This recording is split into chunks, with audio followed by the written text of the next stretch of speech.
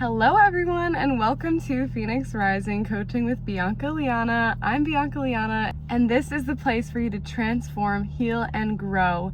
Today I'm talking about something a little bit unusual. I'm talking about dating after narcissistic abuse. So if you're new here, I did endure a narcissistic relationship. I left my partner of almost 4 years.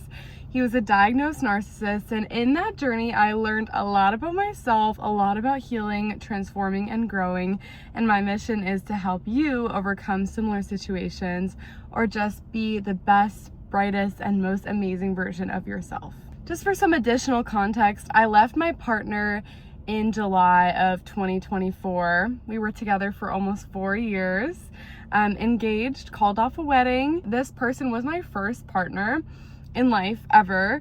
So that was my first experience in love. Part of my healing journey and challenging myself to transform past this narcissistic abuse was to date. This is just something that was so foreign to me. I was a very focused student. I had a lot of friends, but I just was never curious about entering a romantic relationship. Immediately after the breakup, I could not imagine dating anyone. You could not tell me that I was gonna go on a first date and I would enjoy it. Like, it genuinely sounded like prison, like the worst, like a jail time sentence. The worst thing you could have told me was to date at that time. But I knew at some point down the line that it would be part of my healing journey. And so this spring, 2025, I did take the leap and start opening up my heart and trying to meet a few people, try to go out on a few dates.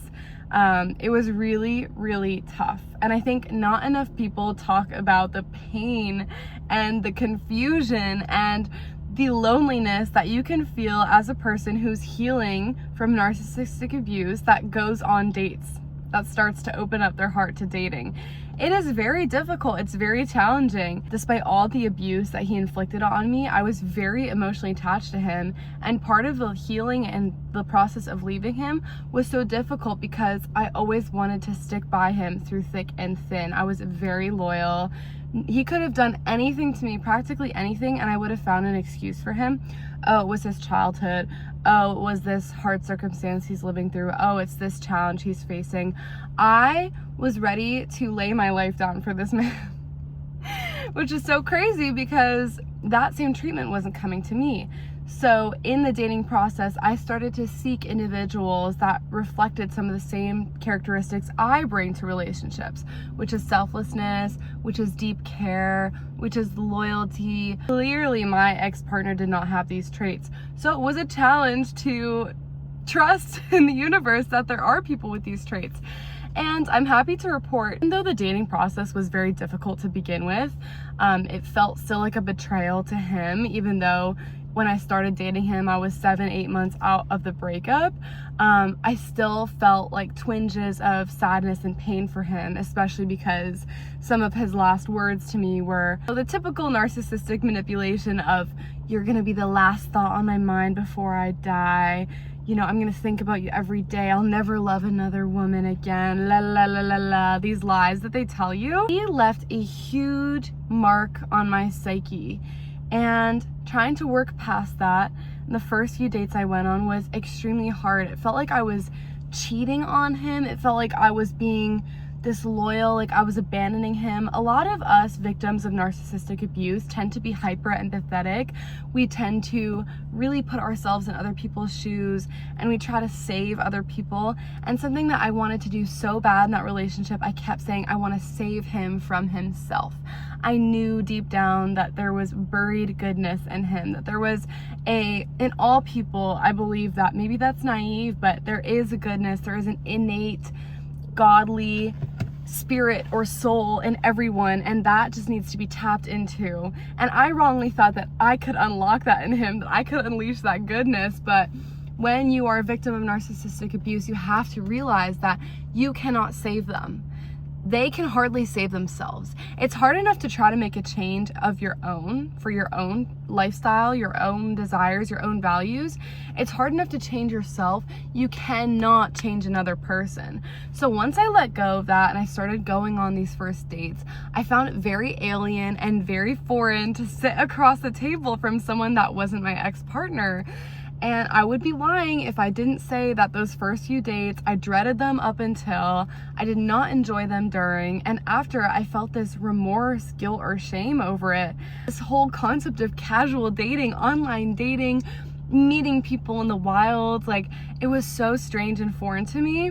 But I will say there was a shift and a turning point when I was in Rome, and I finally let go of this shame and this feeling like I was betraying him. I crossed the year point. It took me a whole year to let go of that. August, September 2025, I finally was able to release that shame and guilt. And I'm so happy I did, because even though I haven't had a successful first date, I finally have learned to make this a more enjoyable experience. I know that if you're going through the same, that if you experience the same hesitancy, shame, guilt, uncertainty in dating after leaving a narcissist, let this video be a testament to the fact that you can do it.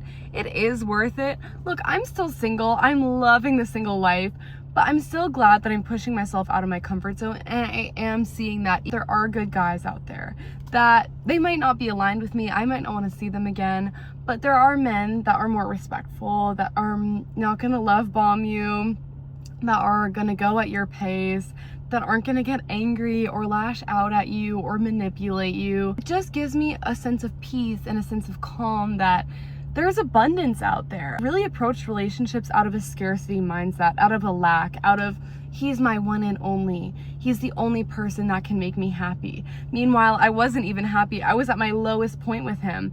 But it was that sunk cost fallacy where you think, oh, I can't lose what I have because what if there's nothing better? So you hang on to something that's not treating you well, that's bringing you pain and suffering and sorrow, because you fear that that's the only thing that's gonna fulfill you, or that's the only thing that's meant for you. Or you're coming at it from a lack of self-worth and self-love, and you're thinking, this is all I deserve. And it's really sad to say, but when I was in that relationship, I truly, truly thought, this is all I deserved. And now, after going through a transformative healing self-love journey, I can look at myself in the mirror and say, never again. You deserve so much more. You deserve someone that's a mirror of the love and the respect and the kindness and the trust and the abundance and the happiness and the silliness that you bring to the space that you walk into the room with. You deserve that reflected back to you. So I told myself, do not ever settle for less. And I don't care how long it takes. I would rather die single than be with another man like that. You would literally catch me in my grave before going back to him, or going back to a man that doesn't treat me with kindness, respect, empathy, the basic human decency a person can expect in a relationship. That's the thing about narcissists. I really have to categorize them as a different breed of human. And I know that sounds kind of rude and disrespectful, but it's not. They really have not evolved past their own trauma and their own healing to treat others with basic human decency. So to me, they're not on that same level. They're a different breed of person. And of course, maybe there's a redemption arc for them. I don't know, but I'm not gonna wait around and find out. I wasted 3.5 years of my life waiting around for someone to change, to come back to that baseline of respect, love, and care that was once there before they flipped the switch and the mask fell and then their narcissistic colors came through. You cannot wait for them to change. They're not going to change. And what you can do is you can push yourself out of your comfort zone. You can work through that shame and guilt, and you can start seeing what else is out there. There is so much out there for you. How do you know that the situation you're in is best suited for you? Release that guilt. Go out on a date. It's gonna be hard. It's gonna be uncomfortable. It's gonna be weird. You're gonna feel like you're betraying yourself, like you're betraying your partner. If you're anything like me, hopefully you're not. Hopefully you feel empowered and emboldened by those scenarios. It took me a while to get there. And if you feel the same, I want to hold space for you, because it is difficult and it is challenging. But once you do, you will see that there are so many people out there. Not everyone is going to float your boat. Not everyone's going to check the boxes. That's okay. But being brave and putting yourself out there and just taking a chance on someone you wouldn't normally gravitate to can be such a rewarding experience. Not only are you learning and refining your list and seeing what actually matters, what actually doesn't, where you need to align with someone, you are honoring who you are and who you want to be, and you're learning more about yourself in the process. I had such a closed-minded view of what I wanted in a partner, and I tried to shove my ex into those boxes and make him fit into those boxes because I was attached to him. But at the end of the day, you don't really know until you try something. You really have no idea what you want until you're exposed to it. So how you get a clearer picture of what you want and what's going to serve you best is just trying it. Sample it. I'm not saying go around, be loosey-goosey and sleep with 100 guys and see what you want. That's not really my style. If it's yours, if that helps your healing, be my guest, do it. You don't have to do that. You can go on a coffee date. You do not have to jump into another relationship to get over your other one. You can have these fun casual dates. And in fact, if you are going through a breakup, I would say if you hit that 6-month mark, you left the narcissist, I would actively encourage you to sign up for the dating app. Go on the first date, ask that cute boy out or cute girl out, go out, put yourself out there, because the universe rewards risk takers. If you believe in yourself, if you believe that there's something out there, you have to have the courage to go and find it. And that's where I am at in my personal dating journey.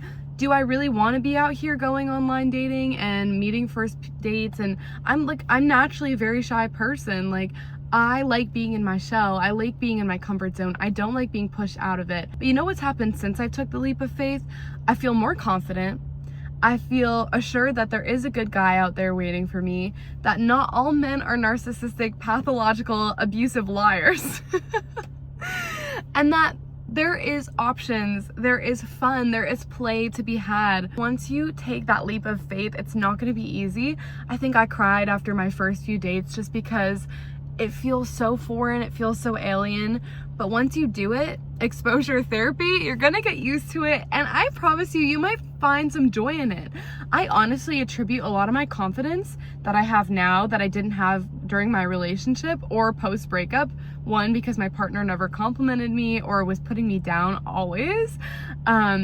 Two, I found that the men that I've seen since my breakup have been so expressive. They've been so verbal. They're so ready to call me funny, or to tell me I'm beautiful, or to appreciate my accomplishments, or they're genuinely curious about me as an individual.